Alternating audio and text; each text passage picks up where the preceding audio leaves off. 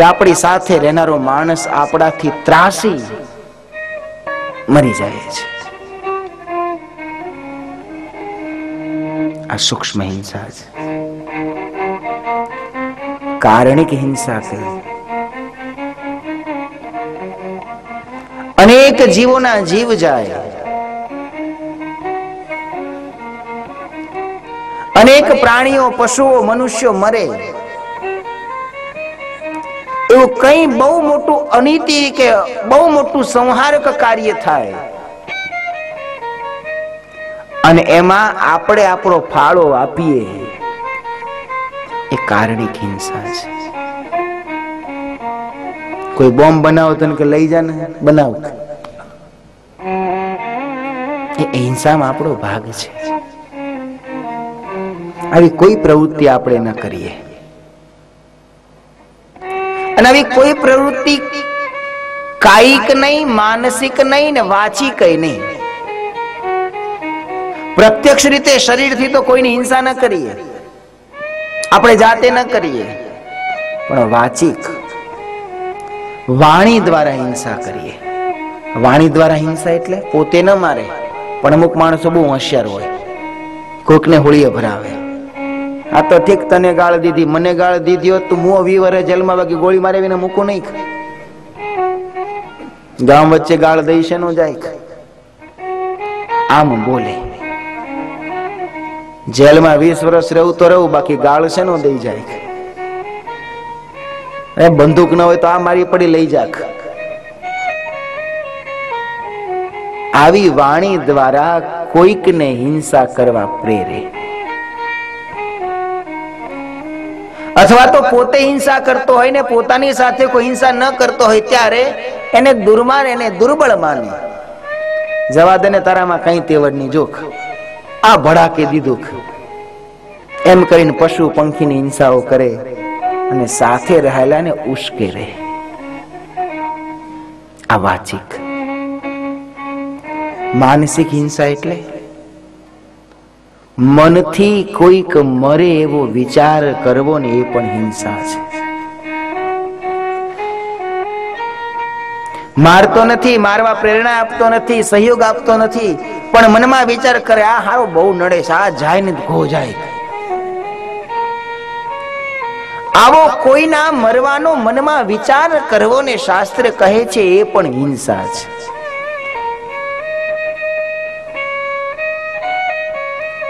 આ બધું જ આપણું બંધ થાય ત્યારે હિંસા બંધ થઈ છે એવું મનાય.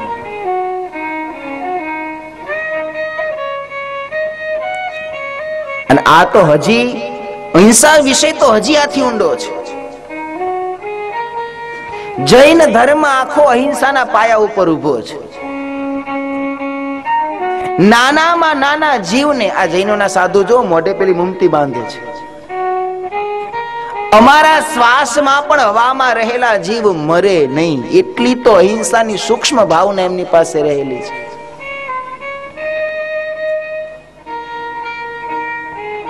વાહનમાં ન બેસે, કારણ કે વાહનમાં બેસીએ તો પશુને દુઃખ થાય, મરે તો નહીં.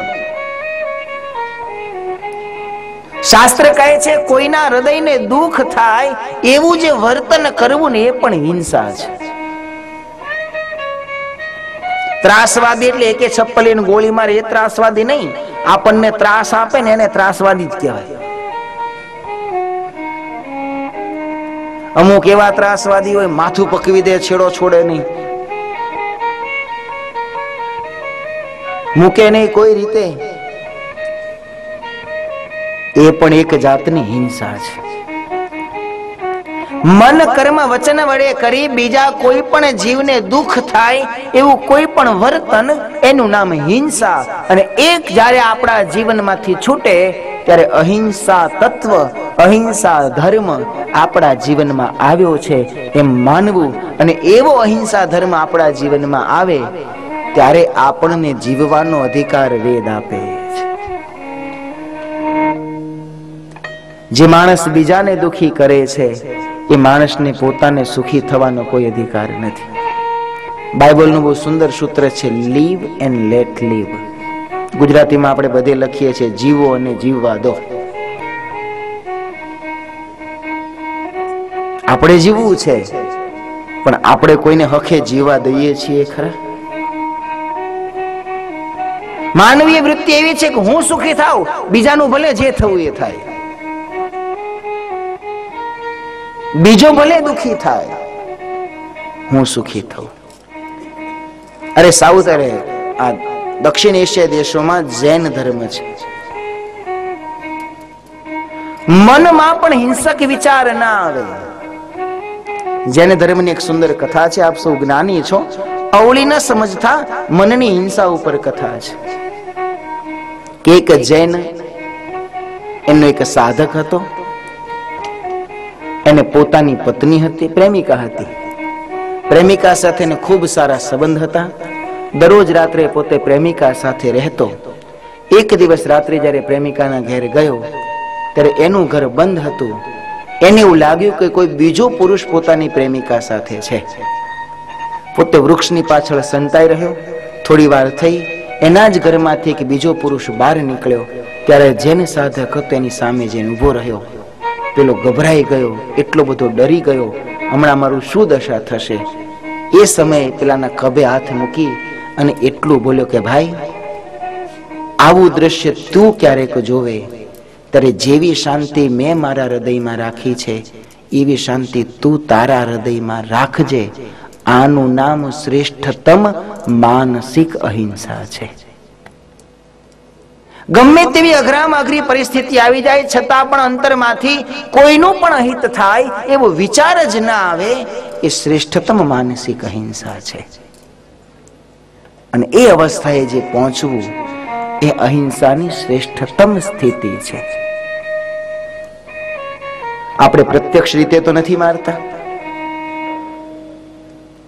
ઘણા યુક્તિ પ્રયુક્તિ કરીને મારે છે. નાના નાના મચ્છર જુ હોય, હવે તો જો કે સગવડ બધે થઈ ગઈ, માણસો વ્યવસ્થિત નાતા ધોતા થઈ ગયા. પેલા તો ટોલા બહુ પડતા. પુરુષોને તો વાંધો નહીં, વાળ નાના હોય તો ઓછું થાય, બહેનોને તો વાળનો જથ્થો મોટો એટલે ટોલા બહુ પડે.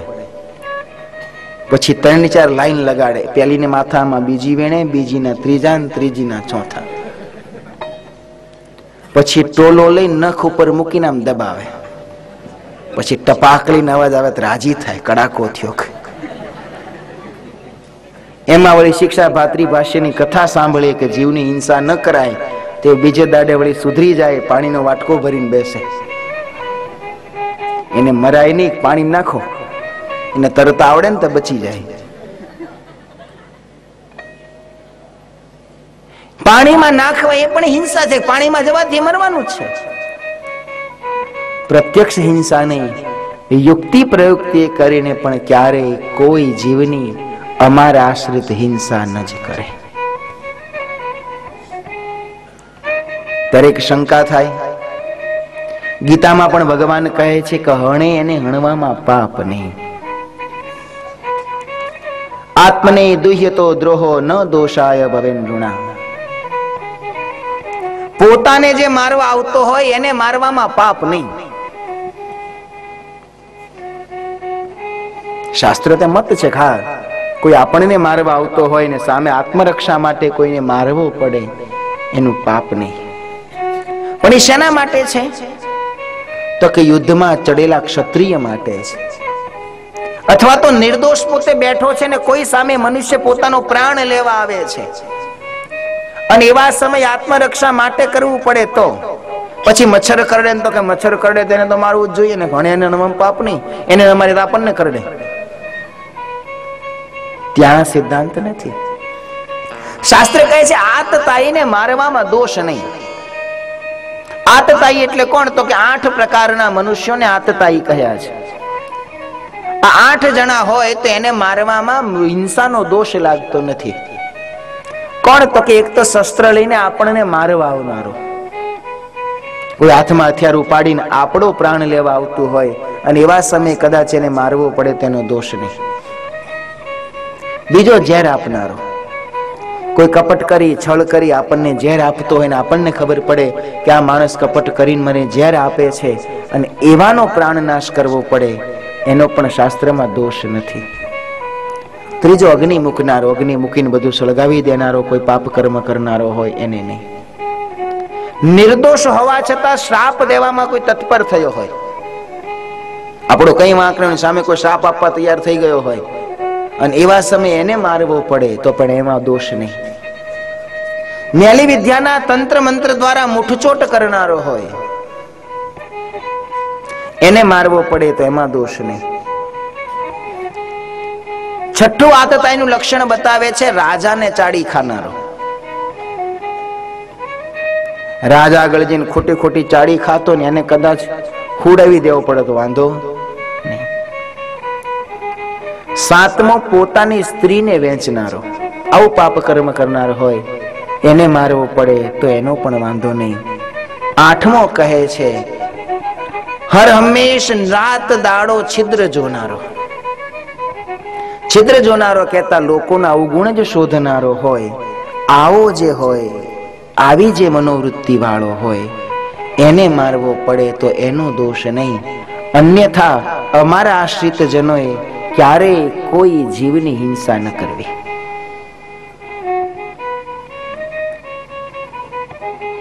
જાણીને પણ નહીં, અજાણતા પણ નહીં. એક શંકા એવી થાય છે કે અમુક હિંસા એવી છે જે કરવી જ પડે છે, એનું શું કરવું? કર્યા વિના ચાલતું જ નથી. જેમ ગ્રહસ્થનું ઘર છે, ગ્રહસ્થમાં 5 સ્થાન નિત્ય હિંસાના કયા છે. ગ્રહસ્થનું ઘર હોય એમાં 5 જગ્યાએ કાયમ ધારો કે ન ધારો, ઈચ્છો કે ન ઈચ્છો, જાણતા કે અજાણતા, આ 5 જગ્યાએ હિંસા રોજ થાય જ છે. દરેક ઘરમાં ચૂલો, પાણીયારું, ખાંડણિયું, ઘંટીન, સાવરણી, આ 5 પાપના રસ્તા ગ્રહસ્થના ઘરમાં છે. આ 5 જગ્યાએ તમારી ઈચ્છા હોય કે ન હોય, તમે જાણો કે ન જાણો, પણ એમાં નાની મોટી હિંસા થાય અને થાય. પહેલું ચૂલો. જૂના જમાનામાં લાકડાના ચૂલા હતા, છાણા બાળતા, એટલે ચૂલામાં જીવાત હોય, છાણામાં જીવાત હોય, એ જયારે ચૂલો સળગાવે એટલે બધી જીવાત ચૂલામાં હળગીને મરે. હવે આપણે કદાચ ગેસ આવ્યા તો ગેસમાં લાકડા છાણા હોતા નથી, પણ જ્યારે આપણે રસોઈ કરવા માટે ગેસનો અગ્નિ પ્રગટાવીએ છીએ ત્યારે હવામાં ઉડતા નાના નાના અનેક સૂક્ષ્મ જીવો એ ગેસના અગ્નિથી જાણતા અજાણતા બળે છે. અને હવે હળગાવો જ નહીં તો ખાવશું? ઓવનમાં કે રોજ પીઝા બનાવીને તો ખવાય નહીં. ચૂલો છે ગ્રહસ્થના ઘરમાં નિત્ય હિંસાનું સ્થાન છે. એવું બીજું સ્થાન છે પાણીયારું, જ્યાં પાણીનો સંગ્રહ થતો હોય તે. જો કે હવે તો ધીરે ધીરે બધું નળ આવી ગયા એટલે એ સ્થાન ઓછું થયું, પણ જ્યાં પાણી ભરાઈ રહેતું હોય ત્યાં પણ સૂક્ષ્મ જીવ જંતુઓની નિત્ય હિંસા થાય છે. ત્રીજું સ્થાન ખાંડણીઓ. હવે ખાંડણીયા રહ્યા નથી, પણ ગ્રાઇન્ડર આવ્યા છે, મિક્સી ગ્રાઇન્ડર. એ પણ જયારે મસાલા ખંડાતા હોય ત્યારે જાણતા અજાણતા એમાં પણ અનેક સૂક્ષ્મ જીવોની હિંસા થાય છે. ચોથું ઘંટી, લોટ. આ તો મોટું સ્થાન. પેલા હાથના ઘંટુલા હતા, હવે ઇલેક્ટ્રિક ના આવ્યા. હાથના ઘંટુલામાં તો કદાચ દેખાતું ખરું કે અંદર ધનેડા પડ્યા છે. આ ઘંટીમાં તો અંદર જોવાય ક્યાં જવું? અન્નમાં રહેલા કે પછી આ લોટ ભરાઈ રહ્યો, ઘંટીની અંદરના લોટમાં ઉત્પન્ન થયેલા જે નાના નાના જીવ જંતુ, એ ઘંટીને પણ પાપનું સ્થાન કહ્યું છે. અને પાંચમું સાવરણી. સાવરણી કેવી રીતે? ઘરમાં ખાંડ ઢોળાઈ ગઈ હોય, ખબર રહે નહીં, કીડીઓ આવી જાય, કરવું શું? સાવરણીથી કીડીઓને વાળતા જાય. તે બેનનો તો હાથ તો હાવ હલકો, આમ પોચે પોચે વાળે તે કઈ મરે નહીં. રસોડામાંથી સાવરણી શરૂ કરે, દરવાજે પહોંચતા તું એકાદ ટકો માંડ હાજી રહી હોય તો.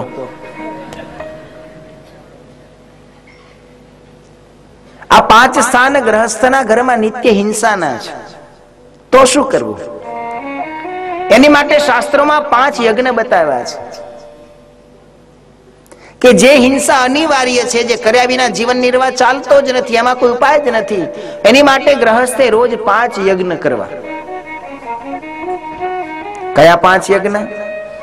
બ્રહ્મ યજ્ઞ, ભૂત યજ્ઞ, પિતૃ યજ્ઞ, દેવ યજ્ઞ અને અતિથિ યજ્ઞ. ઠંડી છે, તમે બધા હંકોરાય બહુ ગયા છો, ફરથી કહું છું. બ્રહ્મ યજ્ઞ, ભૂત યજ્ઞ, પિતૃ યજ્ઞ, દેવ યજ્ઞ, અતિથિ યજ્ઞ, આ 5 યજ્ઞ ગ્રહસ્થોએ દરરોજ કરવા જોઈએ. બ્રહ્મ યજ્ઞ એટલે શું? તો કે શાસ્ત્રનું શ્રવણ, શ્રવણ ન થાય તો વાંચન, વાંચન ન થાય તો પૂજન, પૂજન ન થાય તો સ્થાપન. આપણા સતશાસ્ત્રો દરેક ગ્રહસ્થે પોતાના ઘરમાં રાખવા જોઈએ. આપણે બધું વાંચીએ છીએ, રોજ સવારમાં આખું છાપું વાંચીએ, 2 રૂપિયા વસૂલ કરી લઈએ, એડવર્ટાઇઝ સહિત વાંચી લઈએ. પણ ભગવાનની એક વાત વાંચવાનો સમય આપણને મળતો નથી. જેની સાથે કઈ લેવા દે એવા નહીં, એવી આખા ગામની બધી ઉપાધિ વાંચીએ દુખી થઈએ પાછા. આ 2012 હાચીને પ્રલય થશે. હારું, પ્રલય થશે તો શું થશે? 70 લાખની લોન લઈ લે, થઈ જ જશે, ફાવી જશે. જે 2 વર્ષ ધડાકા કરે એવું વાંચી વાંચીને 2 દાડા ભૂખ્યો રે, દુખી થાય. પણ પરમાત્માના શાસ્ત્રનું એક પાનું વાંચવાનું મન એને ન થાય. શાસ્ત્રનું વાંચન, શ્રવણ, મનન, સ્થાપન અને પૂજન એ બ્રહ્મયજ્ઞ છે. ગ્રહસ્થના ઘરમાં દરરોજ આ યજ્ઞ થવો જોઈએ. બીજું, ઘરમાં 1 જણ વાંચી લે એટલે આપણે આવી ગયું ન માનવું. મોટા ભાગે આગળ વાળા એવું માને છે કે ભજન ભક્તિ વાહે વાળા કરવાની, આપણે રૂપિયા કમાઈએ એટલે ઘણું.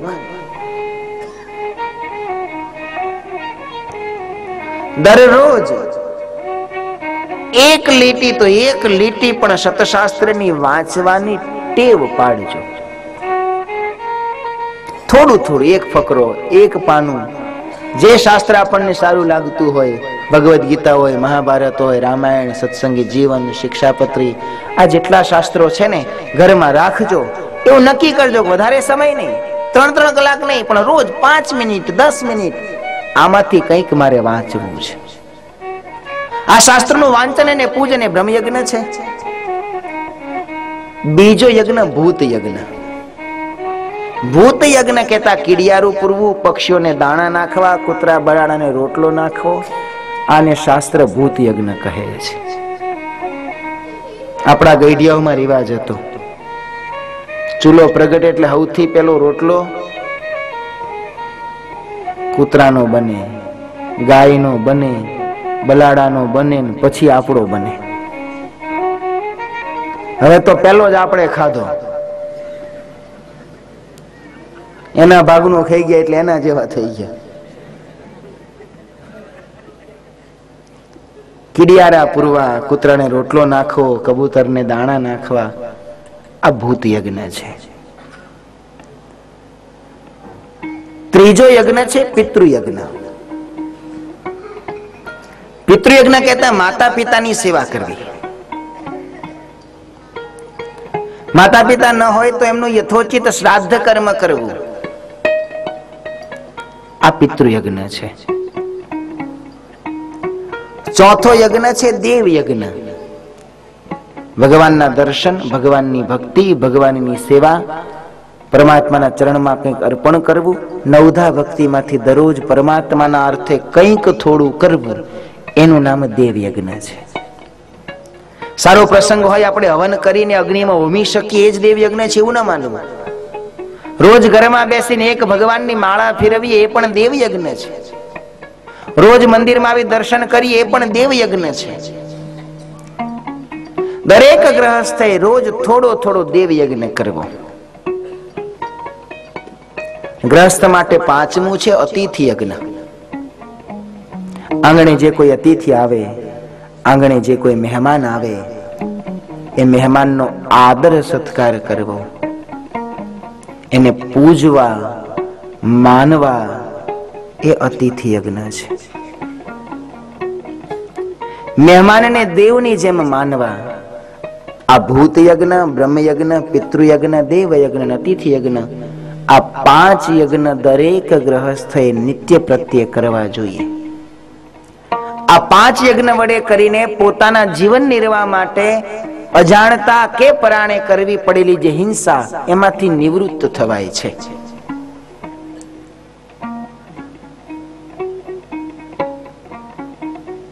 શ્રીજી મહારાજ કહે છે, આવી કોઈ પણ પ્રકારની જીવ હિંસા, પ્રાણવાયુથી જીવતા પ્રાણધારીની હિંસા અમારા આશ્રિત જનોએ ન કરવી. પણ ભક્તજનો, આજ એથી એક અઘરી વાત સમાજમાં ઊભી છે. મહારાજ કે કોઈ જીવની હિંસા ન કરવી, કોઈ જીવતો હોય એ હિંસા ન કરવી. પણ આપણે એટલા બધા ડાયા થઈ ગયા છીએ કે હવે કોઈ બાળક જન્મે એ પહેલા એને મારી નાખીએ છીએ.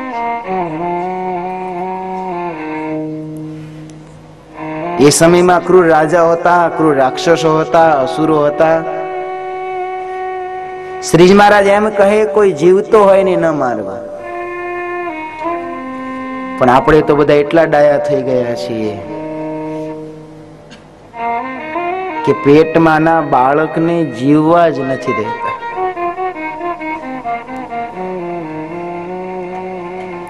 શ્રીજી મહારાજના સમયમાં દીકરીને દૂધ પીતી કરવાનો રિવાજ હતો. વાળા રજપૂતો દીકરી જન્મતા વેત એને દૂધના કુંડમાં બોળી દેતા, ગમે કોઈનો હાળો ના થાય. ત્યારે શ્રીજી મહારાજે બધાને પોતાના પગે અડાડી સોગંદ ખવડાવ્યા હતા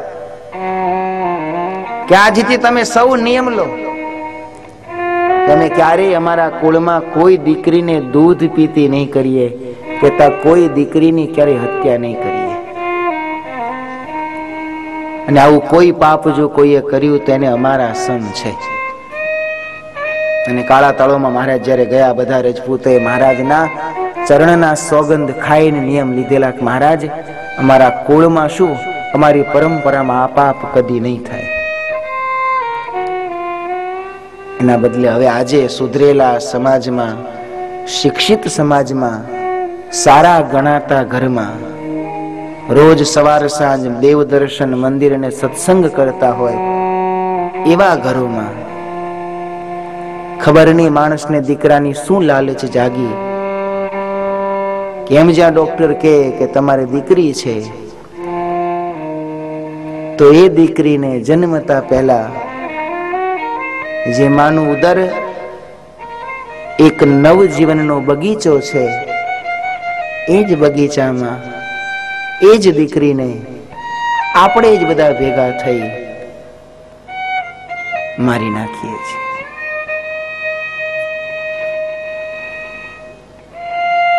આના જેવું બીજું મોટું પાપ કયું હોય? આવી હિંસા કરનારો કદાચ ગમે તેટલો મોટો ભક્ત કેમ ન હોય. રોજ સવારથી સાંજ સુધી ભગવાન આગળ માથા કેમ ન પછાડતો હોય, લાખો કરોડોના દાન કેમ ના આપતો હોય, પણ ભગવાન ક્યારેય એના ઉપર રાજી ન થાય, ન થાય ને ન થાય. શિક્ષાપત્રીની કથા જયારે આપણે આરંભી છે ત્યારે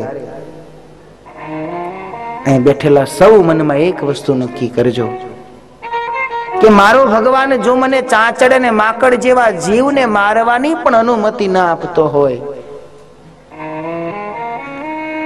મચ્છરને કે ચાંચડ માકડને મારીએ એમાં જો ભગવાન રાજી ન થતો હોય, તો આવું મોટું પાપ કરું એમાં મારું ભગવાન કેમ રાજી થાય?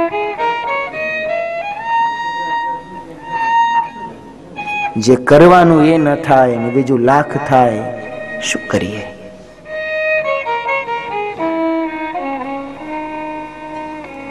સૌ ભક્તજનો મનમાં વિચારજો, માતાઓ પણ વિચારજો, વિશેષ કરી ભાઈઓ પણ વિચારજો કે આપણે કેવડું મોટું પાપ કરી રહ્યા છીએ. એવી તો આપણને શું પુત્રની લાલસા છે? શું દીકરો હોય તો જ વંશ? કળિયુગના દીકરા આપણે જોયા છે. દુનિયા આખીના વૃદ્ધાશ્રમો હાઉસફુલ જાય છે, એડવાન્સ બુકિંગ થાય છે, ને વૃદ્ધાશ્રમમાં જેટલા મા બાપ છે ને એ 90% દીકરા વાળા છે. નિરાધાર તો માંડ 10% છે. પરમાત્મા જે આપે પ્રભુની પ્રસાદી માનીને સ્વીકારજો. પણ દીકરીની હત્યા જેવું, એમાં પણ ભ્રૂણ હત્યા જેવું મહાન મોટું પાપ. શ્રીજી મહારાજ શિક્ષાપત્રીમાં આગળ લખે છે, સંગો ન ગર્ભપાતિન્ય. જેને કોઈ આવું પાપ કર્યું હોય ને એને તો અમારા આશ્રિત જનોએ સંગ જ ન કરવો, એને અડવું નહીં, એની સામે જોવું નહીં, એનું અડેલું ખાવું નહીં. એ જે રસ્તે ચાલ્યો હોય ને એ રસ્તે ચાલવું નહીં. એના જેટલું તો બીજું કોઈ મોટું પાપ નથી.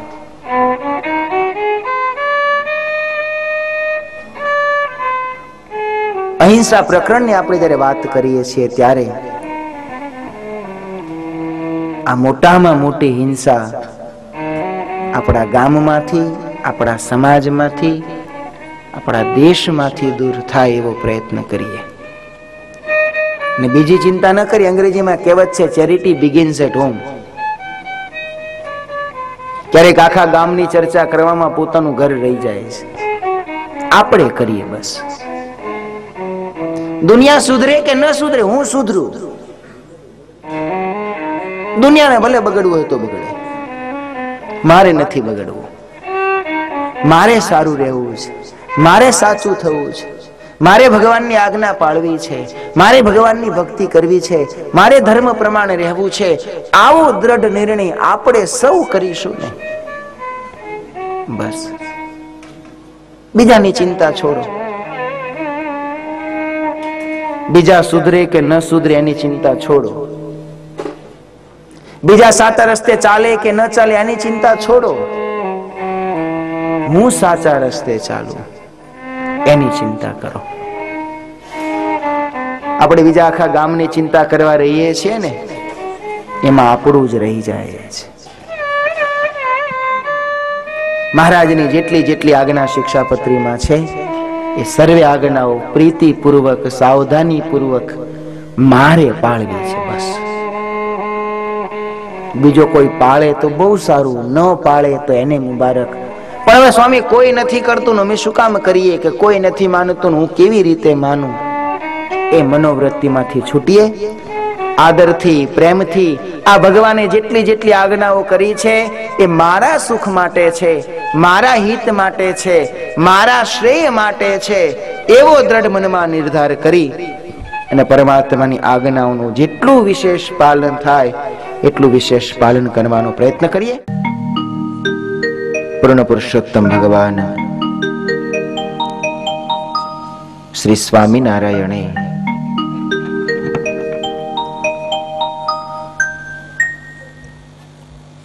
પોતાના આશ્રિત એવા ભક્તજનો કહેતા આપણે સૌ એના શ્રેય માટે, એના સુખ માટે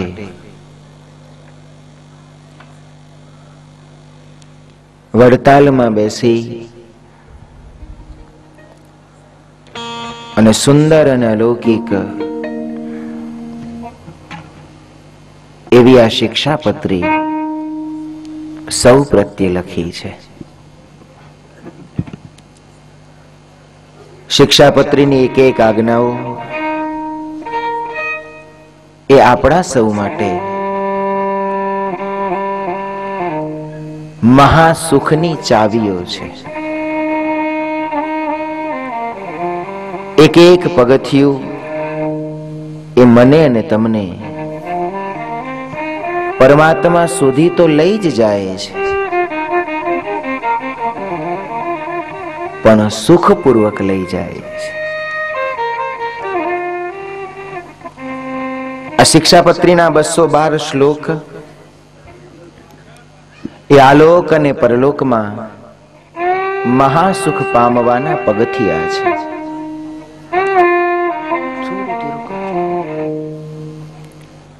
એ મહાસુખ પામવાના એક એક પગથિયા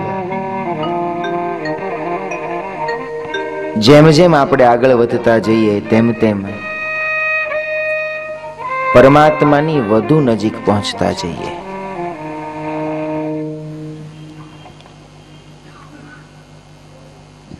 શ્રીજી મહારાજ પોતાના સર્વે આશ્રિતો પ્રત્યે વર્ત્યાની રીત કહેતા નિયમો લખતા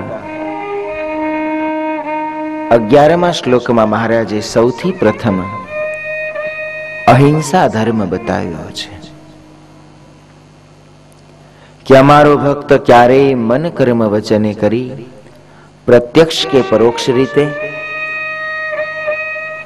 કોઈ પણ જીવ પ્રાણી માત્રની જાણીને તો હિંસા ન જ કરે,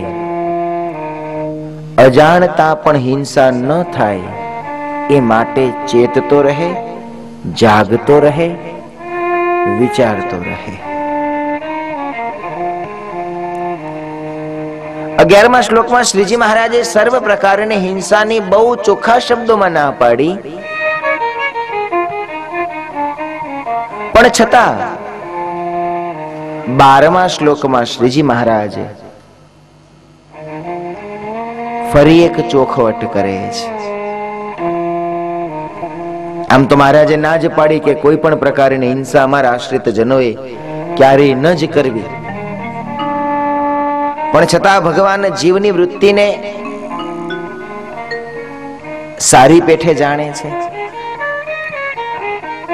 એટલે મહારાજે અહિંસા વિધિમાં બીજી એક વિશેષ ચોખવટ કરે છે. અને ચોખવટ શ્રીજી મહારાજ એવી કરે છે કે દેવતા પિતૃયાગાર્થમ અપ્યજાદેશ્ચ હિંસનમ ન કર્તવ્યમ અહિંસૈવ ધર્મ પ્રોક્તોસ્તિ યન મહાન. દેવતાઓના અર્થે, પિતૃઓના અર્થે, યજ્ઞ માટે પણ અમારા આશ્રિત જનોએ ક્યારેય સસલા, મૃગલા, બકરા આદિક કોઈ જીવની હિંસા ન કરવી. અહિંસા એ જ સૌથી મોટો ધર્મ સર્વશાસ્ત્રોમાં કહ્યો છે. પરમાત્માએ અહિંસામાં આ એક છટક બારી કદાચ રહી જતી જોઈ, માટે એ બારી પણ ભગવાને બંધ કરી. મહારાજે પહેલા તો ના જ પાડી કે કોઈ પણ પ્રકારની હિંસા કરવી જ નહીં, પણ ફરી પાછી સ્પષ્ટતા કરી, કોઈ ધર્મના નામે પણ, યજ્ઞના નામે પણ, પિતૃઓના નામે પણ ક્યારેય કોઈ પણ પ્રકારની હિંસા અમારા આશ્રિત જનો ન કરે. ભગવાન સ્વામિનારાયણ જ્યારે આ લોકમાં આવ્યા, આજથી 250 વર્ષ પહેલા,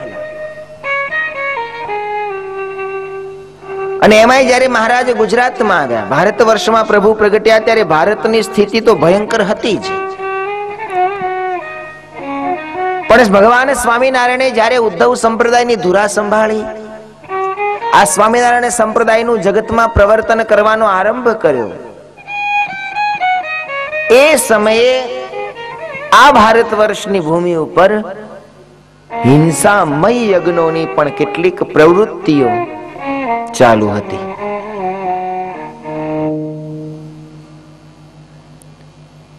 આમ તો અહિંસાનું નામ હતું, પણ ભગવાન માટે તો હિંસા કરાય.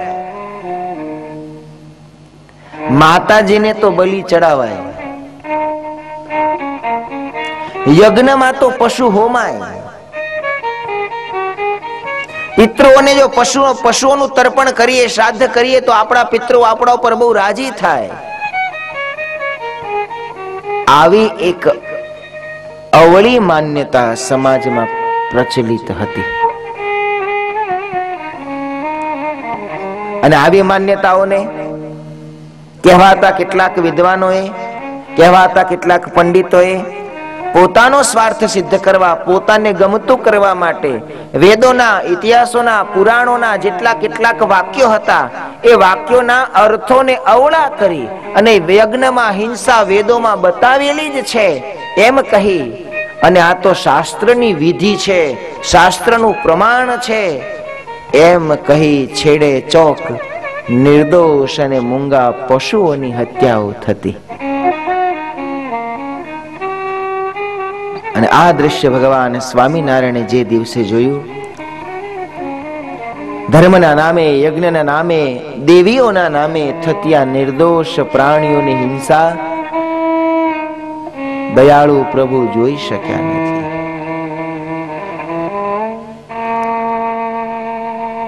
આપણે જેમ પ્રભુના વાલા સંતાનો છીએ એમ પૃથ્વી ઉપરના પશુ, પંખી, પ્રાણી એ પણ ભગવાનના જ બનાવેલા છે. દરેક પશુ, પંખી, પ્રાણીમાં પણ પરમેશ્વર જ રહેલો છે. કોઈ મનુષ્યને મારે ને જેટલું દુઃખ પ્રભુને થાય એટલું જ દુઃખ કોઈ નિર્દોષ પશુની હિંસા કરે અને એમાં પણ ધર્મના નામ હેઠળ કરે. શિકારની પ્રવૃત્તિ તો વર્ષોથી પાપ ગણાતી આવી છે. પોતાના મનોરંજન માટે નિર્દોષ પશુઓને કોઈ મારે તો પાપ ગણાતું. પણ જ્યારે ધર્મના નામે મોટા મોટા મંદિરોમાં, મોટા મોટા દેવસ્થાનોમાં કહેવાતા મોટા મોટા વિદ્વાનો જ્યારે વેદોના ઓથા તળે આવી હિંસામય પ્રવૃત્તિઓનો આરંભ કર્યો અને ત્યારે એ વખતે ભગવાન સ્વામિનારાયણે આ અહિંસામય યજ્ઞનું પ્રતિપાદન કર્યું. મોટા મોટા વિદ્વાનો સાથે શાસ્ત્રાર્થો કર્યા. જે વિદ્વાનોએ વેદોના, શાસ્ત્રોના અર્થને અવળા કર્યા હતા એ અવળા અર્થોને ભગવાન સ્વામિનારાયણે યથાર્થ સમજાવી અને અહિંસામય યજ્ઞોનું પ્રતિપાદન આ ભારત વર્ષની ભૂમિ ઉપર કર્યું છે. ભગવાન સ્વામિનારાયણ સર્વ અવતારોનો અવતારી પરબ્રહ્મ પુરુષોત્તમ નારાયણ છે. પણ કદાચ કોઈ પરમેશ્વરમાં ન માનતો હોય, કોઈ નાસ્તિક હોય, કોઈ ક્રિશ્ચન હોય કે મુસ્લિમ હોય, એ લોકોમાં એવી વિચારધારા છે કે ભગવાન ક્યારેય પોતે પૃથ્વી પર આવતા જ નથી. એ કદાચ એમની બુદ્ધિથી, એમની વિચારધારાથી ન સ્વીકારે કે ભગવાન સ્વયં આવ્યા હશે. પણ છતાંય ભગવાન સ્વામિનારાયણે આ પૃથ્વી લોકમાં આવીને જે કાર્યો કર્યા છે, જે સમાજ માટે, વ્યક્તિ માટે, કુટુંબ માટે, જીવ પ્રાણી માત્રના સુખ માટે આ કાર્યોને જો કોઈ જાણે, વિચારે, સમજે તો ભગવાન સ્વામિનારાયણના ચરણમાં માથું ઝુકાવ્યા વિના રહી શકે નહીં.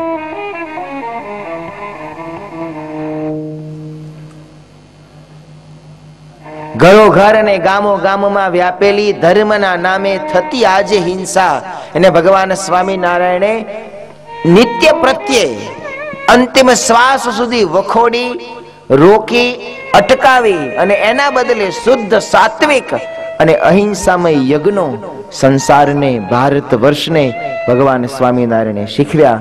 અને આજે આ ગુજરાતની ભૂમિ ઉપર લગભગ કોઈ ખાનગીમાં કરતો હોય તો ભલે, જાહેરમાં ક્યાંય હિંસામય યજ્ઞ નથી થતા એનું શ્રેય જો કોઈને જતું હોય તો ભગવાન સ્વામિનારાયણને જાય છે. અને મહારાજે શિક્ષાપત્રીમાં એ વાત નહીં વણી. બહુ સ્પષ્ટ શબ્દોમાં મહારાજે કહ્યું કે અમારો કોઈ આશ્રિત ક્યારે દેવના નામે, યજ્ઞના નામે, પિતૃઓના નામે પણ ક્યારે કોઈ પણ પશુ પંખીની હિંસા ન કરે. ઘણી વખત ઘણા માણસો શાસ્ત્રોના અર્થને અવળા કરી માતાજી આગળ મૂંગા પશુઓનો બલિ ચડાવે છે. રાજી થાય છે કે માતાજીને બલિ ચડાવવો પડે, પણ એક સામાન્ય વિચાર ભક્તજનો કરો. આપણે એક બાજુ એમને માતાજી કહીએ છીએ, માનું સ્થાન આપીએ છીએ. દુનિયાની કઈ એવી ક્રૂર માં હોય કે જે પોતાની જ સામે પોતાના જ દીકરાઓનો ભોગ લે?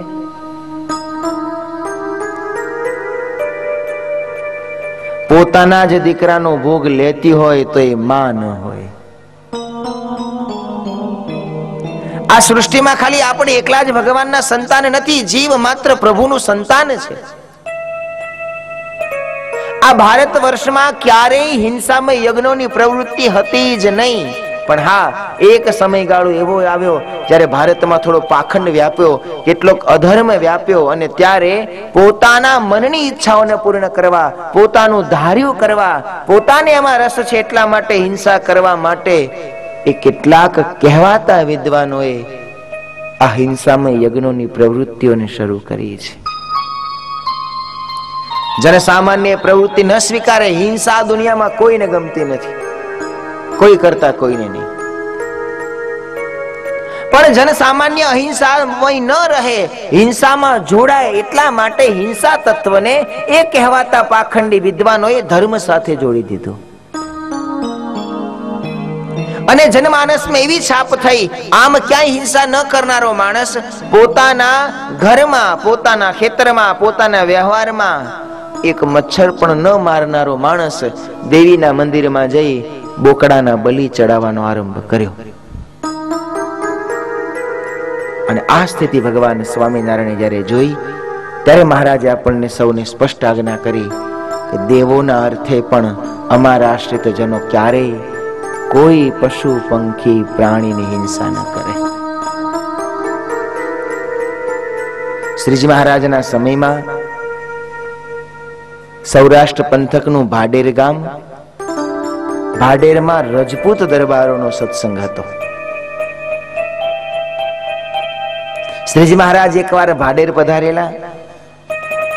એ રજપૂત દરબારોના કુળદેવતા વાઘેશ્વરી, એ દરબારોમાં એવી ખોટી પરંપરા વ્યાપેલી કે દર વર્ષે ચોક્કસ દિવસ આવે ત્યારે ગામના બધા જ આખો પરિવાર ભેગો થઈ આપણે જેમ નવરાત્રીમાં માતાજીને નૈવેદ્ય કરીએ એમ ત્યાં નૈવેદ્ય કરે. પણ એ નૈવેદ્યમાં માતાજી આગળ પશુઓનો બલિ ચડાવવામાં આવતો. અને વર્ષોથી ચાલી આવતી કુળ પરંપરા હતી. પછી ભાડેરના પ્રતાપસિંહ આદિ સર્વે રાજાઓ, દરબારો ભગવાન શ્રી હરિના આશ્રિત થયા. ભગવાન સ્વામિનારાયણ એમને નીતિ નિયમો શીખવ્યા કે સાચો ભગવાનનો ભક્ત નહીં, એક સાચો માણસ ક્યારેય કોઈ પણ પ્રકારની છળ કપટ કે કોઈ પણ પ્રકારના ઓઠા તળે કોઈ જીવની હિંસા ન કરે. મહારાજ જયારે ભાડેર પધાર્યા, દરબારે હાથ જોડી મહારાજને વિનંતી કરી કે મહારાજ, અમારે એક મોટી મુશ્કેલી આવી છે. મહારાજ કે શું થયું? મહારાજ, અમારા કુળમાં પરંપરાથી દર વર્ષે માતાજી આગળ પશુઓનું નૈવેદ્ય થાય છે. મહારાજ, અમારે શું કરવું?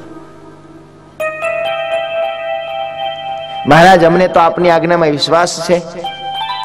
આપ જયારે એમ કહો કે કોઈ દેવી દેવતા ક્યારે કોઈ પણ પ્રકારનું આવું અશુભ અખાદ્ય નૈવેદ્ય સ્વીકારતા જ નથી.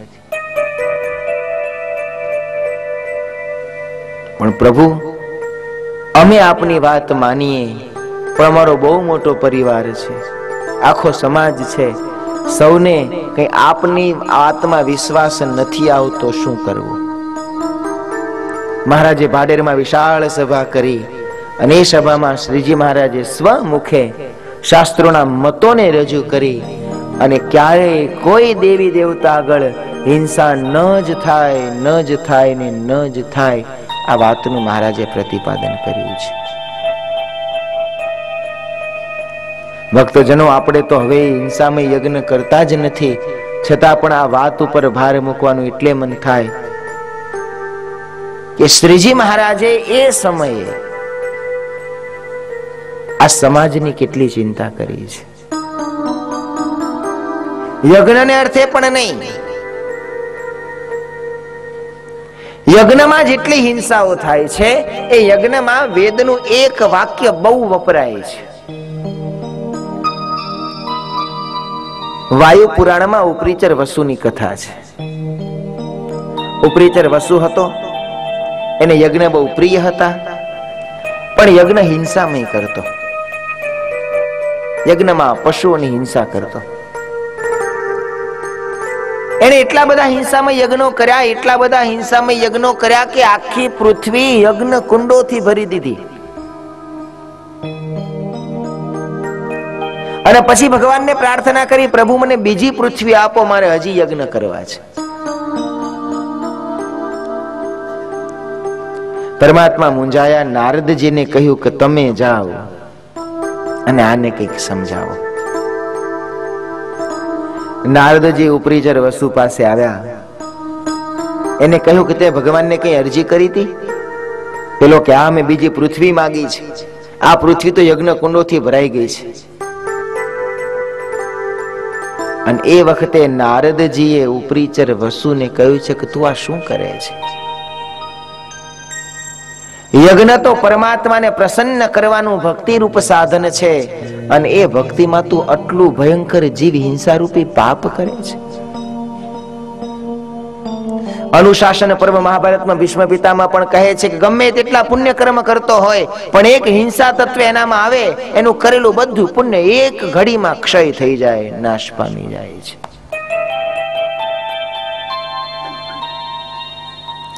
યજ્ઞ કદી હિંસામય હોઈ જ ન શકે.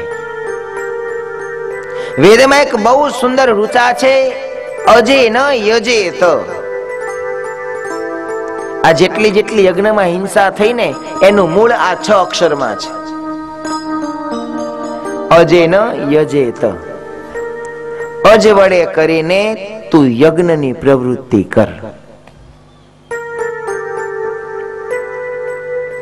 પણ મેં પહેલા દિવસે જ કહ્યું તો સંસ્કૃત બહુ સમૃદ્ધ ભાષા છે. અજનો એક અર્થ બકરો એવું થાય છે. એટલે જેમને હિંસા પ્રિય હતી એવા કેટલાક કહેવાતા વિદ્વાનોએ આ અજનો બકરો એવો અર્થ કરી જન સમાજમાં એવું ઠર્યું કે જો વેદમાં લખ્યું છે અજેન યજેત, બકરા વડે યજ્ઞ કરવો, એટલે યજ્ઞમાં તો બકરાનું માથું કાપી હોમવો જોઈએ. આમ કહીને હિંસાની પ્રવૃત્તિ યજ્ઞમાં શરૂ થઈ.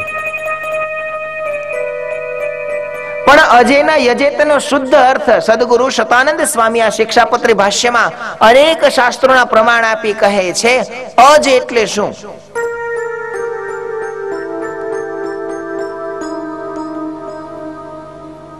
અજ એટલે ડાંગર, ચોખા. એ પણ કેવા ચોખા? અજ. અ કેતા નહીં, જ કેતા જન્મ, જે વાવવા છતાં પણ ઉગે એવા જ ન રહ્યા હોય એવા 3 વર્ષ જૂના જે ચોખા કે ડાંગર એ જ યજ્ઞમાં હોમવા જોઈએ.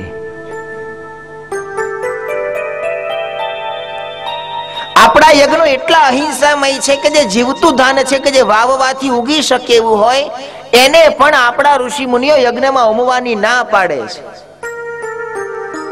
યજ્ઞમાં હોમ પણ એવા ધાનનો થવો જોઈએ કે જે વાવવાથી પણ ઉગી શકે એવું ન હોય. એના વડે કરીને યજ્ઞ કરવો જોઈએ.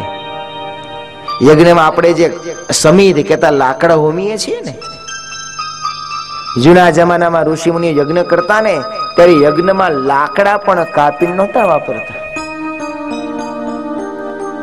ગુરુકુળોમાં જ્યાં ઋષિકુળોમાં ગુરુદેવ યજ્ઞ કરતા હોય ત્યારે શિષ્યોને જંગલમાં લાકડા વીણવા માટે મોકલતા.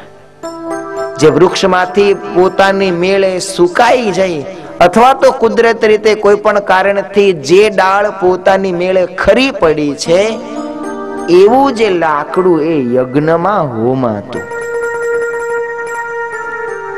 ઝાડની ડાળી કાપવામાં પણ ઋષિ હિંસા ગણતો કે ઝાડની ડાળી કાપીએ તો વૃક્ષમાં જીવ છે, હવે એ યજ્ઞમાં ન હોમી શકાય. એટલા શુદ્ધ, એટલા પવિત્ર અને એટલા અહિંસામય આ ભારત વર્ષના યજ્ઞો હતા. આજ પર્યંત સુધી હજી પણ શ્રીજી મહારાજે પ્રવર્તાવેલી પરંપરા પ્રમાણે એવા જ યજ્ઞો એ શ્રેષ્ઠ યજ્ઞ છે. એવા જ યજ્ઞો મનવાંછિત ફળને આપનારા છે. એવા જ યજ્ઞોમાં હોમેલું પ્રભુ સ્વીકારે છે. એવા જ યજ્ઞો દ્વારા પરમાત્માનો રાજીપો પ્રાપ્ત થાય છે. કોઈ માણસ પોતાના મનની ઈચ્છા પ્રમાણે, પોતાના મનના ધાર્યા પ્રમાણે વેદ સતશાસ્ત્રના અર્થ અવળા કરી અને પછી ગમે તે રીતે ગમે તેવું સમજાવે, પણ ભગવાન સ્વામિનારાયણ કહે છે ના, અમારા આશ્રિત જનોએ ક્યારેય ધર્મ કાર્યને અર્થે પણ હિંસા કરવી નહીં. હા, ક્યાંક ક્યાંક શાસ્ત્રમાં ક્ષત્રિયોને હિંસાની છૂટ આપેલી દેખાય છે. ક્યાંક ક્યાંક કોઈ શાસ્ત્ર એવું છે કે યજ્ઞ માટે પશુને મારવા, પણ શતાનંદ સ્વામી કહે છે એ સમય પ્રમાણે છે. કળિયુગમાં તેની સંપૂર્ણ મનાય છે. જ્યાં એવું કહેવામાં આવ્યું છે કે યજ્ઞ માટે પશુને મારવા, એ પશુને મારવા જ એમ નહીં, પણ જેની અતિ હિંસામય પ્રવૃત્તિ હોય, જે નિત્ય પ્રત્યે નિરંતર ક્રોધી સ્વભાવનો હોય, પશુની હત્યા જ કર્યા કરતો હોય, એવા લોકોની હિંસાના સંકોચ માટે થઈ અને શાસ્ત્રમાં ક્યાંક આવું વિધાન મળે છે કે યજ્ઞ માટે પશુ મારવા, કે જેના વડે કરીને કોઈ 12 મહિના 365 દિવસ હિંસાઓ કર્યા કરતો હોય, એની હિંસાનો થોડો સંકોચ થાય. જેમ કોઈ છોકરાને બહુ ચોકલેટ ભાવતી હોય, બહુ ચોકલેટ ખાતો હોય, ચોકલેટ વિના બીજું કંઈ ન ખાતો હોય, ત્યારે એની માતા થોડોક એને કંટ્રોલ કરે કે જો બેટા તારે રોજ આટલી બધી ચોકલેટ નહીં ખાવાની, એની બદલે હું તને દરરોજ 2 ચોકલેટ આપીશ.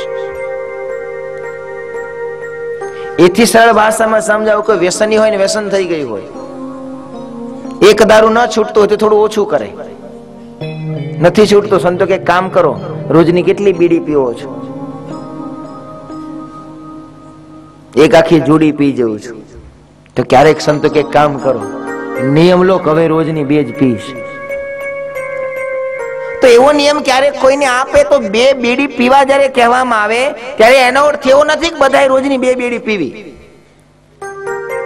પણ જેને અતિ વ્યાપ છે એ થોડું ઓછું થાય, એવા હેતુથી શાસ્ત્રમાં કોઈક જગ્યાએ યજ્ઞ માટે હિંસા કરવાની વાત છે, પણ હિંસા કરવી જેવી વાત નથી. એ તો જેની હિંસક વૃત્તિ છે એની વૃત્તિના સંકોચ માટે કોઈક જગ્યાએ ક્યાંક ક્યાંક આવી વાત છે. પણ યજ્ઞ તો અહિંસામય થવો જોઈએ, યજ્ઞ તો હિંસાથી રહિત જ થવો જોઈએ. ભગવાન ધર્મના નામે થતી હિંસાને અહીં 12મા શ્લોકમાં વખોડી અને હવે 13મા શ્લોકમાં એ જ હિંસાની મહારાજ હજી વાત કરે છે. સ્ત્રિયા ધનસ્ય વા પ્રાપ્તે સામ્રાજ્યસ્ય ચ વા ક્વચિ મનુષ્યસ્ય તુ કસ્યાપી હિંસા કાર્યો ન સર્વથા.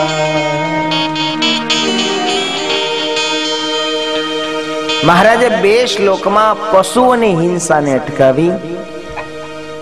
3જા શ્લોકમાં મહારાજ કહે છે અમારો આશ્રિત એવો જે ભક્તજન એ સ્ત્રી, ધન કે રાજ્યની પ્રાપ્તિને અર્થે પણ બીજા કોઈ મનુષ્યની ક્યારેય હિંસા ન કરે. દામ વામ મળે માલ મહી રે, દામ વામ મળે માલ મહી રે, દામ વામ મળે માલ મહી રે, દામ વામ મળે માલ મહી રે.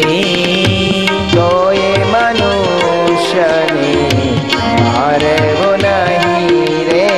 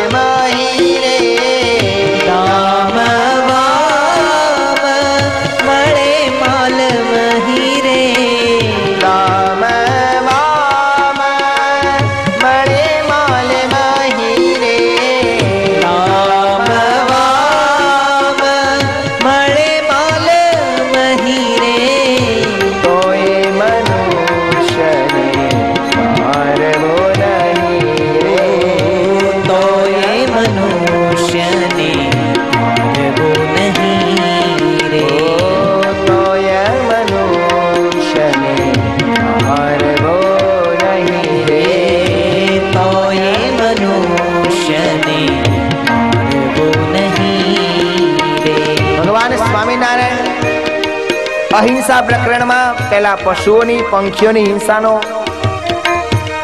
નિયમ બતાવે, ન કરશો. ધર્મના અર્થે પણ હિંસા ન કરશો. અને ત્રીજી બહુ સુંદર વાત મહારાજ કહે, સ્ત્રિયા ધનુષ્યવા પ્રાપ્તે સામ્રાજ્યસ્ય ચ વા ક્વચિત મનુષ્યસ્ય દુઃખસ્યાપી હિંસા કાર્યો ન સર્વથા. સ્ત્રી માટે, ધન માટે, રાજ્યની પ્રાપ્તિને માટે પણ મનુષ્યની હિંસા પણ અમારો ભક્ત ન કરે. પશુની હિંસા કરવાની જે મહારાજ ના પાડતા હોય, અરે ચાંચડ, માકડ અને માથામાં પડેલી જૂને મારવાની પણ મહારાજ ના પાડતા હોય, ત્યાં પછી આવી ચોખવટ કરવી પડે કે તમે મનુષ્યને ન મારતા? પણ તોય ભગવાને ચોખવટ કરી. નહીતર બહુ સામાન્ય વસ્તુ છે. જે ભગવાન આપણને એમ કહેતો હોય કે તમે ચાલતી વખતે સેજ જોઈને ચાલજો, તમારા પગ નીચે કીડી મકોડા કચડાઈ ન જાય. હવે જે કીડી મકોડા, માકડ, મચ્છર જેવા સૂક્ષ્મ જંતુની હિંસા કરવાની મને ને તમને ના પાડતો હોય તો બહુ સહજ છે. એ ભગવાન કદી એમ કે માણસને મારજો, એ તો સહજ થયું, ન જ મરાય. તો પણ ભગવાનની ચોખવટ કરે છે. અને પ્રભુ 3 શબ્દ લખે છે, સ્ત્રી માટે, ધન માટે અને રાજ્ય માટે. અને વિચાર કરો, આ શિક્ષાપત્રી 82 માં લખાઈ, આ 65 ચાલે છે.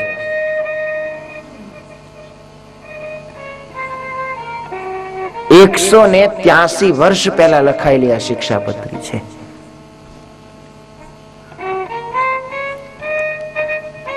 આ દુનિયામાં માણસે માણસને માર્યો હોય તો 3 જ કારણથી માર્યો છે: જર, જમીન ને જોરું. આ 3 કજિયાના છોરું.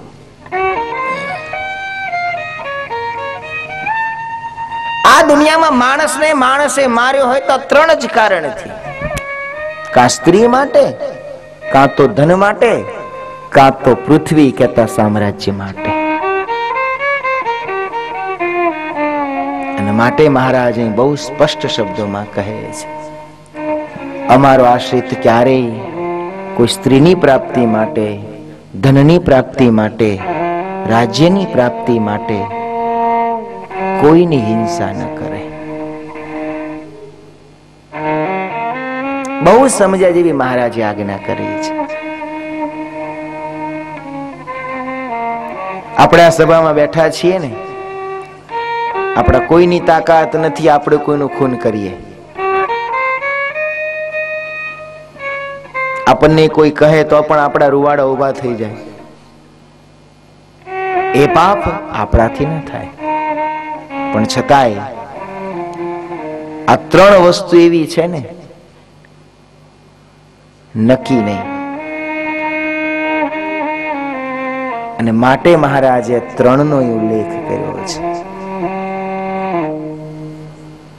સાચવવું, ચેતવું. આ શ્રીજી મહારાજની શિક્ષાપત્રીની આજ્ઞાઓ જે છે ને, એ પ્રિવેન્શન જેવી છે. અંગ્રેજીમાં કહેવત છે, prevention is better than cure. રોગ થાય અને પછી દવા લેવી એના કરતા તો પહેલેથી જીવન જેવું જીવીએ, રોગ જ ન થાય.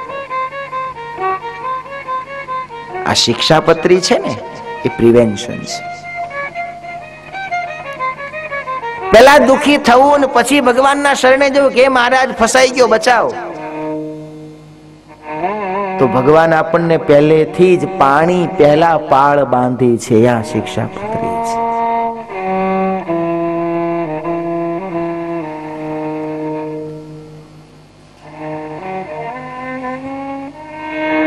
સ્ત્રી માટે, ધન માટે,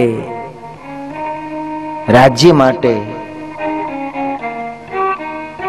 ક્યારેય કોઈની હિંસા ન કરવી. થોડુંક જો વિચારીએ તો એક સામાન્ય માણસ કે સજ્જન માણસ, દુનિયામાં ગુંડા બહુ ઓછા છો, માંડ 5% છે. 95% દુનિયા સજ્જનોથી ભરેલી છે. પણ સજ્જનો બિચારા નિષ્ક્રિય બહુ છે ને, એટલે આપણને ગુંડા જાજા દેખાય છે.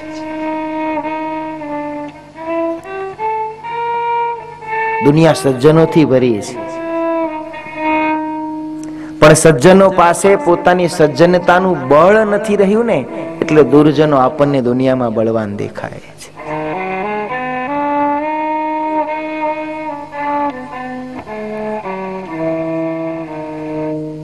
એક સારો ગણાતો માણસ, સજ્જન ગણાતો માણસ પણ ક્યારેક આ મનુષ્યની હત્યા, જેને આપણે ખૂન કહીએ છીએ, એવું કાર્ય કરી બેસે છે. દુનિયાની જેલોમાં જેટલા કેદી છે ને, એમાં 60% થી પણ વધારે કેદીઓ એવા છે કે જેને જીવનમાં એક જ વખત કઈ કવડું પગલું ભરી લીધું, જેલમાં છે. કુટુંબ કબીલા વાળા છે, સમાજમાં આબરૂ વાળા છે, પણ અણસમજણમાં, ઉતાવળમાં, ક્રોધમાં, આવેશમાં એક પગલું ભરાઈ ગયું, જીવનભર પસ્તાવું પડ્યું છે. અને માટે થોડો વિચાર કરજો. એક માણસ બીજા માણસને મારવા સુધીના કાર્ય સુધી ક્યારે પહોંચે? જ્યારે એ વસ્તુમાં અતિ લાલાયિત થાય ને ત્યારે. સ્ત્રીમાં, ધનમાં કે રાજ્યમાં અતિ લાલાયિત થાય ને, બસ આ મારે જોઈએ, જોઈએ ને જોઈએ, જે ન મળે તે માટે ગમે તે કરવા તૈયાર થઈ જાય. એક સ્ત્રીમાં અતિ આસક્તિ જાગે, ધનનો અતિ લોભ જાગે, સામ્રાજ્યની અતિ આકાંક્ષા જાગે, ત્યારે એ આકાંક્ષા એને ગમે તે હદ સુધી લઈ જાય છે. ન કરવાનું કરી બેસે છે.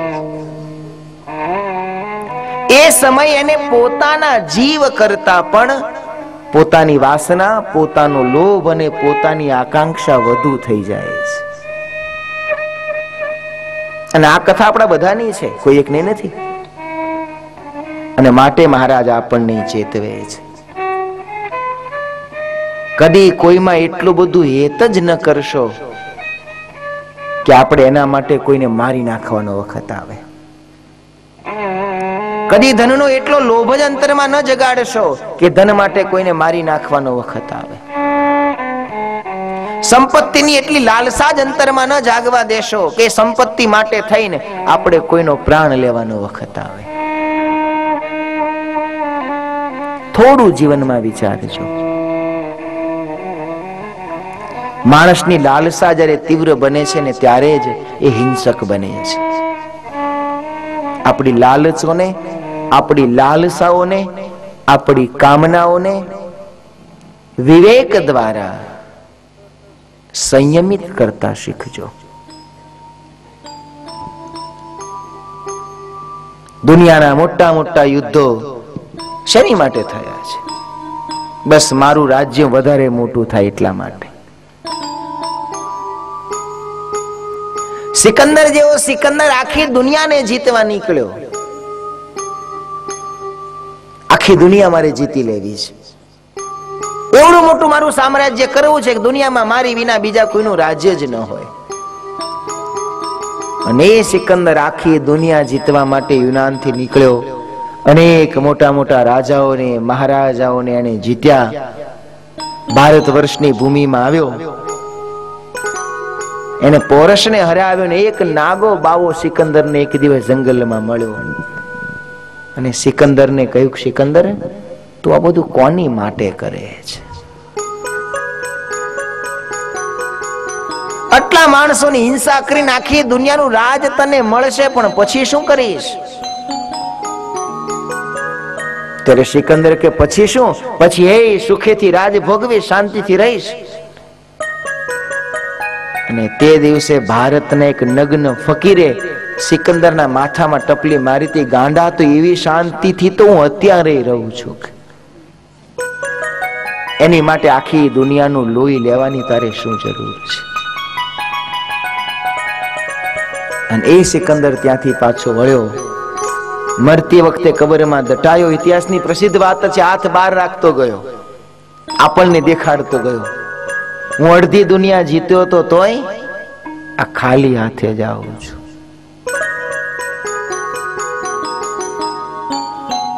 એક માણસને કેટલી જગ્યા જોઈએ? અંગ્રેજીમાં એક બહુ સુંદર નાની એવી વાર્તા છે. How much land a man need. એક લોભિયો માણસ હતો.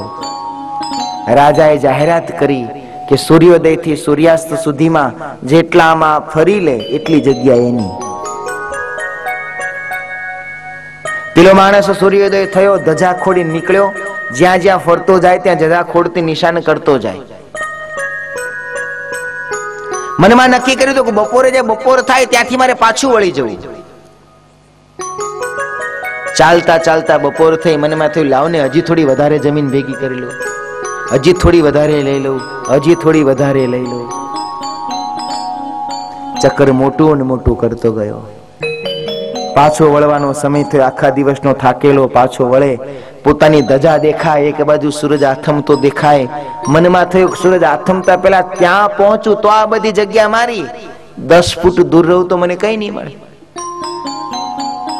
એવો દોડ્યો, ભૂખ્યો તરસ્યો, થાકેલો આફેલો દોડીને જ્યાં ધજા હતી ત્યાં પહોંચ્યો. પણ તે એટલું દોડ્યો તો, એટલો થાક્યો તો, છાતી બેસી ગઈ. ત્યાં ને ત્યાં મૃત્યુ પામ્યો. 50 વીઘામાં આટો મારીને આવ્યો. સાંજ પડતા ત્યાં મૃત્યુ પામ્યો. એને દફનાવવામાં આવ્યો. જ્યારે દફનાવ્યો ત્યારે એની કબર ઉપર લખવામાં આવ્યું, આખો દિવસ દોડીને મેળવેલી 50 વીઘા જમીન એ એની નહીં. એક માણસને જમીન કેટલી જોઈએ? તો કે મર્યા પછી એ દાટી શકાય એટલી. આપણે તો એ નહીં હો,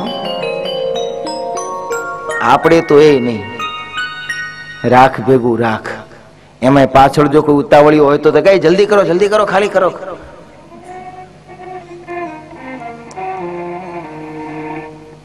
જે ધન, જે સંપત્તિ, જે માલ મિલકત, જે સામ્રાજ્ય, જે સગા સંબંધી, સમજણપૂર્વક વિચાર કરીએ તો એમાંથી મોહ આપણો ટળે, ને મોહ ટળે તો હિંસારૂપી મોટા પાપમાંથી આપણે બચી જઈએ. એક બાજુ ભગવાન ના પાડે છે કે સ્ત્રી રાજ ધન સંપત્તિ માટે ક્યારેય કોઈને મારવા નહીં. આ બંને યુદ્ધોમાં ભગવાનની પ્રત્યક્ષ હાજરી. આ બંને યુદ્ધમાં રામચંદ્ર પરમાત્મા અને કૃષ્ણચંદ્ર પરમાત્મા હાજર. એક બાજુ ભગવાન ના પાડે કે સ્ત્રી માટે કોઈને મારવા નહીં, રાજ્ય માટે કોઈને મારવા નહીં.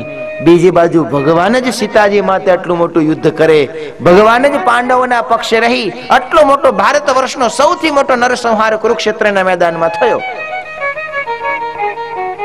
આનું શું સમજવું? બહુ સુંદર વાત આપણા સંતો સમજાવે છે. રામાયણની લડાઈ કે મહાભારતની લડાઈ એ સ્ત્રી માટે કે રાજ્ય માટે નહોતી. એ લડાઈ હતી પોતાનો અધિકાર મેળવવા માટે. રામચંદ્ર પરમાત્માએ રાવણ સાથે યુદ્ધ મંદોદરી માટે કર્યું હોત તો અધર્મ ગણાત. પાંડવોએ કૌરવો સાથે યુદ્ધ એમનું હસ્તિનાપુર પડાવી લેવા કર્યું હોત તો કદાચ અજુગતું ગણાત.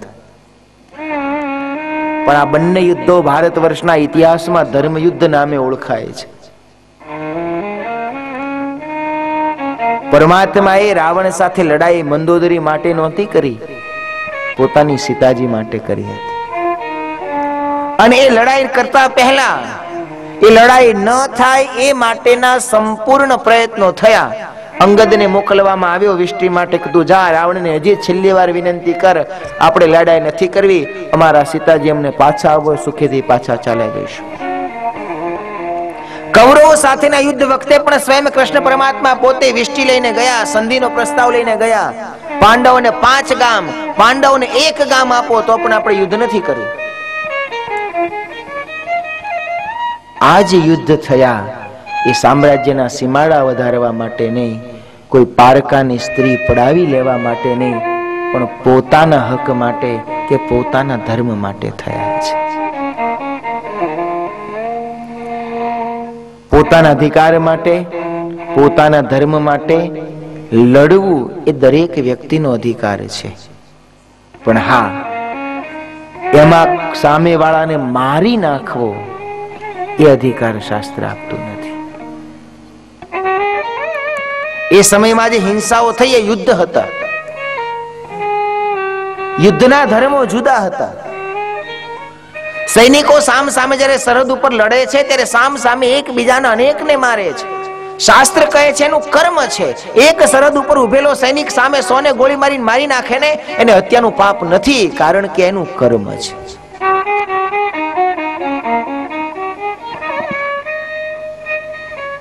એક ફાંસી આપનારો, જેને આપણે જલ્લાદ કહીએ છીએ, અનેક ગુનેગારોને પોતાના હાથે ફાંસી આપે છે, તો શું ફાંસી આપનારને કોઈને માર્યાનું પાપ લાગે ખરું? ના, એનું સહજ કર્મ છે. જ્યારે યુદ્ધ હોય છે ત્યારે યુદ્ધ વખતે જે લડાઈ કરવી, સામ સામે મારવા, એ સહજ કર્મ છે. એ યુદ્ધનો ધર્મ છે. એક પોતાના દેશ માટે લડતો સૈનિક દુશ્મનના 1000 સૈનિકને મારી નાખે, એને હત્યાનું પાપ નથી, એનો ધર્મ, એની ફરજ, એનું કર્મ એ છે. પણ એ જ સૈનિક ગામમાં આવે અને ગામમાં એક જણને મારે તો એનું પાપ છે, એનો ગુનો છે. ક્યારેય ધન માટે થઈ, સ્ત્રી માટે થઈ, સામ્રાજ્ય માટે થઈ કદી કોઈની હિંસા ન કરશો. ફરી એકવાર હિંસા શબ્દને વિસ્તારથી યાદ કરાવું. હિંસા એટલે કોઈનો જીવ લઈ લેવો એટલું જ નહીં. મન કર્મ વચનથી દુખી થાય, એની આંતરડી દુભાય, એના અંતરમાં પીડા થાય, એવું કાર્ય હિંસા છે. સાચો સજ્જન, સાચો મનુષ્ય, સાચો ભક્ત એ છે જે પોતે સુખી થવા માટે ક્યારેય બીજાને દુખી કરતો નથી. પોતાને કંઈક જોઈએ છે માટે બીજાને દુઃખ આપે છે. એ અસુર છે, રાક્ષસ છે. ભગવાન સ્વામિનારાયણ આપણને સૌને શીખવે, અમારો આશ્રિત ભક્ત ક્યારેય લૌકિક સુખની પ્રાપ્તિ માટે થઈને કોઈની હિંસા ન કરે. ફરીવાર પુનરુચ્ચારના દોષ સાથે કહું છું, આપણે જીવન જીવું રાખીએ. કોઈ પદાર્થમાં, કોઈ વ્યક્તિમાં એટલું બધું આપણે લાલસા જ ન રાખીએ કે આપણે કોઈની હત્યા સુધીનું પગલે જવું પડે. 13મા શ્લોકમાં સુંદર વાત કહી અને અહિંસા વિભાગનો છેલ્લો શ્લોક એટલે 14મા શ્લોકમાં હવે શ્રીજી મહારાજ આત્મહત્યાની વાત કરે છે. બીજાને તો ન મારવા, પોતે પણ આત્મહત્યા ન કરવી. આત્મઘાતસ્તુ તીર્થેપી ન કર્તવ્યશ્ચ ન ક્રુધા અયોગ્યાચરણાત્વાપી ન વિશોધબંધનાદિના. અમારા ભક્તજને ક્યારેય આત્મહત્યા કરવી નહીં. આત્મહત્યા કરતા પોતે જ પોતાની જાતે પોતાનો પ્રાણ હરવો એને આત્મહત્યા કહેવાય છે. આત્મહત્યા ન કરવી. શ્રીજી મહારાજ કહે છે તીર્થને વિશે પણ આત્મહત્યા ન કરવી. એક સમયમાં એવું કેવું હતું, કાશી જઈને કરવત મુકાવે તો મોક્ષ થઈ જાય. ગિરનાર ઉપરથી ભૈરવ કૂદકો કહેતા ગિરનારની ટોચ ઉપરથી નીચે પડે, ભલે મરી જાય પણ એને મુક્તિ મળી જાય. ગંગાજીમાં ડૂબી જાય ને મુક્તિ મળી જાય. તીર્થને વિશે કલ્યાણની લાલચે કરીને પણ આત્મહત્યા કરવી નહીં. એમ કોઈ દિવસ મોક્ષ કલ્યાણ મળતું નથી. ક્રોધે કરીને પણ ક્યારે આત્મહત્યા ન કરે. ક્યારેક પોતાથી કોઈ અયોગ્ય આચરણ થઈ ગયું હોય તો પણ આત્મહત્યા ન કરવી. કુવામાં પડીને, પર્વત ઉપરથી પડીને, ઝેર ખાઈને, ગળે ફાંસો ખાઈને કોઈ રીતે અમારા આશ્રિત જનોએ કદી પોતાનું પ્રાણ લેવા રૂપી આત્મહત્યાનું પાપ એ ન કરવું. તેમ તીર્થમાં જઈ કોઈ જન રે, તીર્થમાં જઈ કોઈ જન રે, તેમ તીર્થમાં જઈ કોઈ જન રે, તેમ તીર્થમાં જઈ કોઈ જન રે. આત્મઘાતન કરો કોઈ દન રે, આત્મઘાતન કરો કોઈ દન રે, આત્મઘાતન કરો કોઈ દન રે, આત્મઘાતન કરો કોઈ દન રે.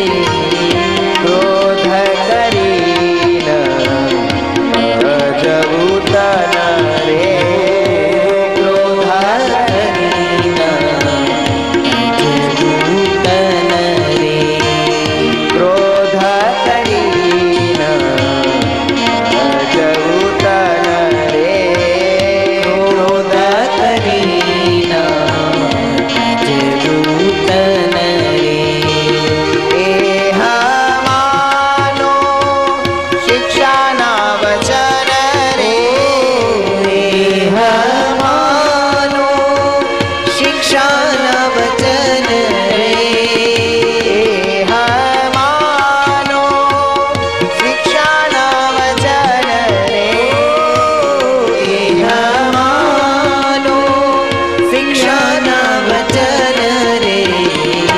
આયુક્ત કર્મ થાય તો કાઈ રે, આયુક્ત કર્મ થાય જો કાઈ રે, આયુક્ત કર્મ થાય તો કાઈ રે, આયુક્ત કર્મ થાય જો કાઈ રે. તોય મરવું નહીં મુંજાઈ રે, તોય મરવું નહીં મુંજાઈ રે. વિષ ફાંસી પડી તન રે, વિષ ફાંસી પડી તન રે. નહીં મરવું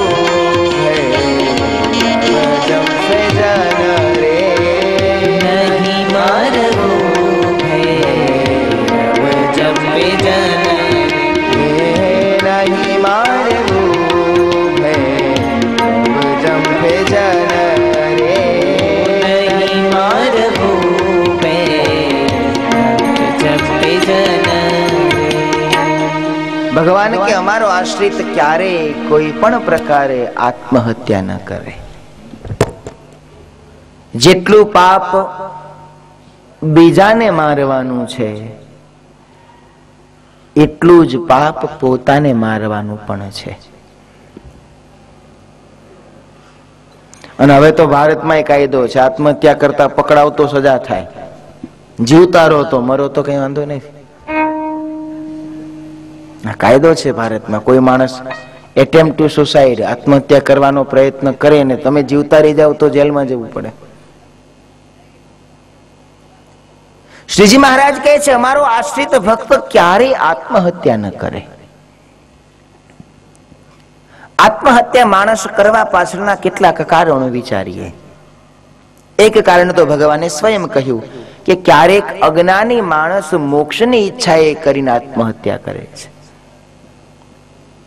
કાશીમાં જઈને કરવત મુકાવે, ગંગાજીમાં ડૂબકી મારે, ગિરનાર ઉપરથી ભૈરવ જંપ લગાવે, આમ કરે તો એને મુક્તિ મળે, આવી એક અંધશ્રદ્ધા અને ખોટી માન્યતા હતી.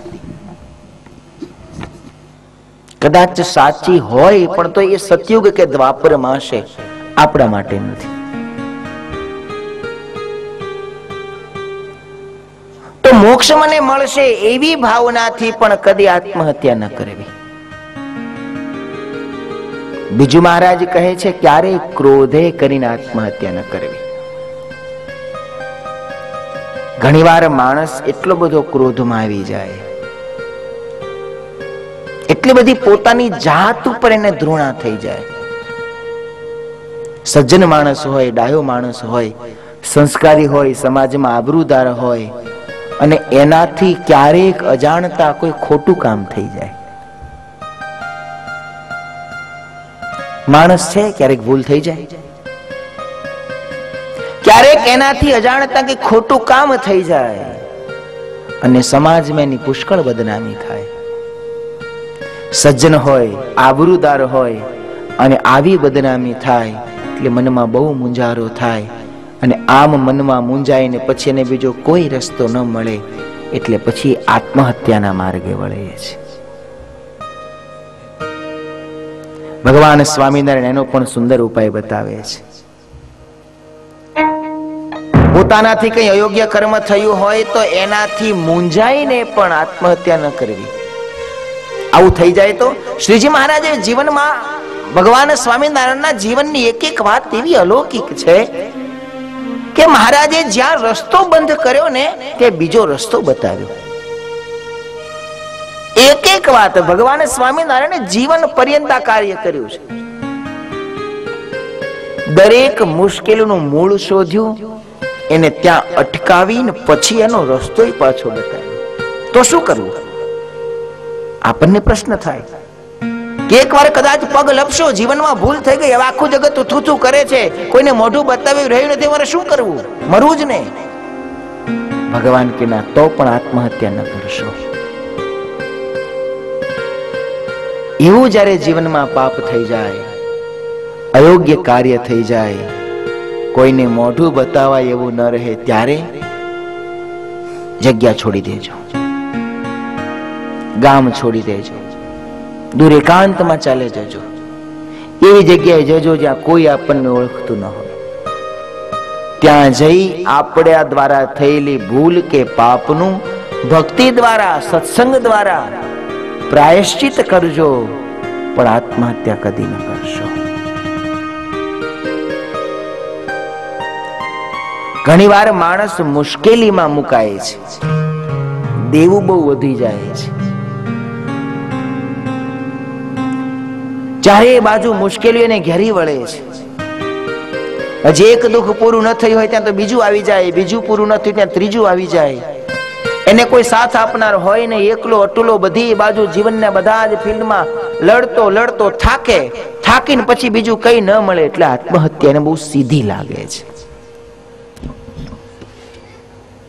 જીવનની લડાઈથી થાકેલા માણસને આત્મહત્યા એ બહુ સરળ અને સીધો રસ્તો લાગે છે.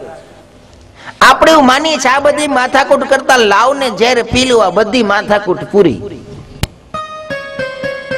ક્રોધના આવેશમાં વિવેક વગર વિચાર કરી અને માણસ એને બીજો કોઈ ઉપાય ન મળતા મૃત્યુને સૌથી સહેલો ઉપાય ગણે છે. પણ ભક્તજનો, ભગવાન સ્વામિનારાયણ કહે છે આત્મહત્યા એ પાપ તો છે જ, પણ આત્મહત્યા એ કોઈ દિવસ કોઈ મુશ્કેલીનો ઉપાય છે જ નહીં. જો મરવાથી જ જીવનની મુશ્કેલી જતી રહેતી હોત ને તો માણસ જિંદગીમાં માથાકૂટ કરત શું કામ? મરી જ ન જાત. જો મરવાથી જ બધા જ દુઃખો દૂર થઈ જતા હોત, જો મરવાથી જ બધી જ સમસ્યાઓનું સમાધાન થઈ જતું હોત તો ડોક્ટર લાખો રૂપિયા ખર્ચીને માણસને જીવાડત શું કામ? મરવાથી ક્યારેય કોઈ મુશ્કેલીનો ઉપાય થતો જ નથી. જીવનમાં મુશ્કેલી આવે ને ભક્તજનો તો થોડી ધીરજ રાખજો.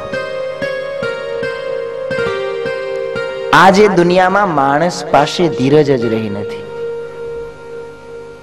પરિસ્થિતિનો સામનો કરવાની હિંમત જ રહી નથી. ભગવાન ઉપર થોડો વિશ્વાસ મૂકી જોવાની શ્રદ્ધા જ રહી નથી. એક નાનું 10મા 12મામાં ભણતું આપણું છોકરું હોય, એક દિવસ પરીક્ષામાં માર્ક ઓછા લાવે, બાપા એને કંઈ કે રૂમમાં જઈને પંખે લટકે. શું આપણામાં આપણી મુશ્કેલીઓનો સામનો કરવાની, આપણા દુર્ગુણોને ઓળખવાની, કે આપણી જિંદગીમાં આવી પડેલી મુશ્કેલીઓને જીતવાની શક્તિ જ નથી?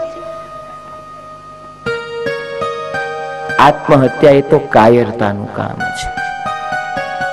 જીવનમાં મુશ્કેલી આવે ન આવે એવું નથી, જીવન છે, મુશ્કેલી તો આવશે જ. રામને આવી હતી, આપણે તો આવશે જ. જીવનમાં મુશ્કેલી આવશે, પણ એ મુશ્કેલીથી ડરી જઈ, નાસીપાસ થઈ, હતાશ થઈ, હારી જઈ અને મરવા તરફ જવું એ તો કાયરતાનું કામ છે.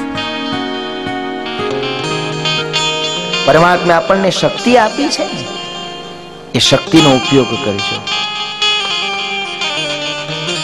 એ શક્તિનો ઉપયોગ કરી એની સામે લડજો. આપણા શાસ્ત્રો બહુ સુંદર એક વાત 3 પગથિયા બતાવે છે કે જીવનમાં જ્યારે મુશ્કેલી આવે ત્યારે સૌથી પહેલા શું કરવું? તો કે ભગવાને આપણને બળ આપ્યું છે, બુદ્ધિ આપી છે, સમજણ આપી છે. આપણી બુદ્ધિથી, આપણી સમજણથી, આપણા બળથી એ મુશ્કેલીને પાર કરવાનો, મુશ્કેલીથી બહાર આવવાનો પ્રયત્ન કરવો. સારું, આપણું બળ આપણે વાપર્યું, આપણી બુદ્ધિ આપણે વાપરી, ખૂબ મહેનત કરી, છતાં પણ એ મુશ્કેલીનો અંત ના આવ્યો તો બીજું પગથિયું છે, આપણે થાકીએ ને એટલે પોટલું ભગવાનને આપી દેજો. લે ભગવાન, તારી આપેલી શક્તિ, તારી આપેલી બુદ્ધિ મેં વાપરી, આમાંથી મને ક્યાંય છેડો મળ્યો નહીં, હવે તો તું આમાંથી મને માર્ગ સુજાડ. અને પોટલું પ્રભુને આપ્યા પછી ત્રીજું કામ, શ્રદ્ધાપૂર્વક, વિશ્વાસપૂર્વક ધીરજ રાખજો.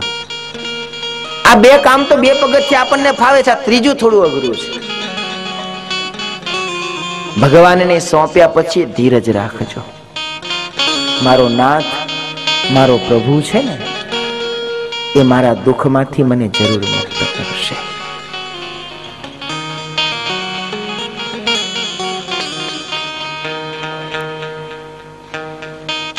વાદળ ગમે તેટલું મોટું હોય, ગમે તેટલું કાળું હોય, અંગ્રેજીમાં એક સુંદર કહેવત છે, every cloud has a silver line. વાદળ ગમે એટલું કાળું હોય ને, પણ એની કોર હંમેશા રૂપેરીને ધોળી હોય. દુઃખ ગમે તેટલું મોટું હોય, પણ એની કોર ધોળી છે. દુનિયામાં એવું કોઈ સુખ નથી જેનો અંત ન હોય, દુનિયામાં એવું કોઈ દુઃખ નથી જેનો અંત ન હોય. બસ અંત છે, તકલીફ એટલી છે, ક્યારે છે ખબર નથી, માટે આપણે બેબાકળા થઈ જઈએ છીએ. જીવનમાં દુઃખો આવે ને, દુઃખોનો સામનો કરજો, થોડા વેઠતા પણ શીખજો. એ જીવનમાં બહુ શીખ્યા જેવું છે. આપણે તેટલા બધા કુણા થઈ ગયા છીએ ને, દુઃખ વેઠવાનું થાય તો આપણને સહન જ નથી થતું. થોડુંક જીવનમાં કદાચ દુઃખ આવે, થોડીક જીવનમાં કદાચ મુશ્કેલી આવે, સહન કરતા શીખજો. રવિન્દ્રનાથ ટાગોરે બહુ સુંદર એક પુસ્તક લખ્યું, ગીતાંજલિ, જેમની માટે અમને નોબેલ પ્રાઇઝ પણ મળ્યું. એમણે ભગવાનને સુંદર નાની નાની પ્રાર્થનાઓ કરી છે. મેં એક પ્રાર્થના ભગવાનને એવી કરી છે, ભગવાન મને દુઃખ મળે ત્યારે એ દુઃખમાંથી તું મને બચાવ, એવી હું પ્રાર્થના કરતો નથી. દુઃખ તે જ મોકલ્યું છે, હું તને એમ ન કહું કે આ દુઃખ મારું ટાળી દે, પણ મારી પ્રાર્થના એ છે કે દુઃખને હું સહન કરી શકું એટલી શક્તિ મને આપજે. હું સંસારમાં ડૂબતો હોઉં ત્યારે મને તારજો, એવી મારી પ્રાર્થના નથી, પણ હું તરી શકું એટલું બાહુબળ મને આપજો, એ મારી પ્રાર્થના છે. જગતમાં ચારે બાજુ બધા માણસો મને છેતરે, બધા મારો ઉપયોગ કરી જાય, ચારે બાજુથી મને અંધકાર મળે, તિરસ્કાર મળે, ધિક્કાર મળે, અને ત્યારે પણ હે પ્રભુ તમે મારી સાથે છો છો અને છો જ, એવો વિશ્વાસ મને રહે, એવી સમજણ મને આપે છે.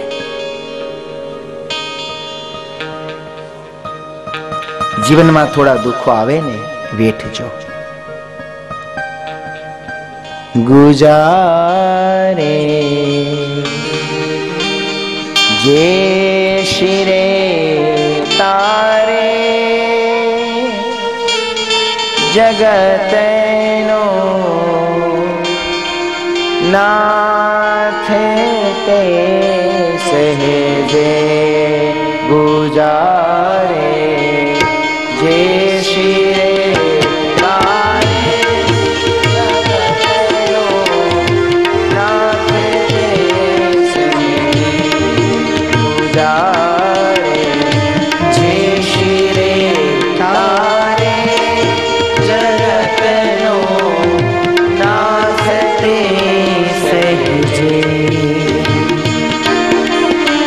ભગવાન જીવનમાં કદાચ થોડા દુઃખ આપે, એને સહન કરો. પરમાત્મા તરફથી થોડુંક દુઃખ આવ્યું છે, બેઠજો. ગણ્યું જે પ્યારું પ્યારાએ તે તું પણ પ્યારું ગણજે. ગણ્યું જે પ્યારું પ્યારાએ તે તું પણ પ્યારું ગણજે. ગુજારે જે શિરે તારે જગતનો નાથ તે સહેજે ગુજારે જે શિરે તારે જગતનો નાથ તે સહેજે. જીવનમાં કદાચ થોડું દુઃખ આવે તો એ દુઃખને સહન કરતા શીખજો. એ પરમાત્માની આપેલી કદાચ કઠોર ભેટ છે એમ માની પ્રેમથી સ્વીકારજો.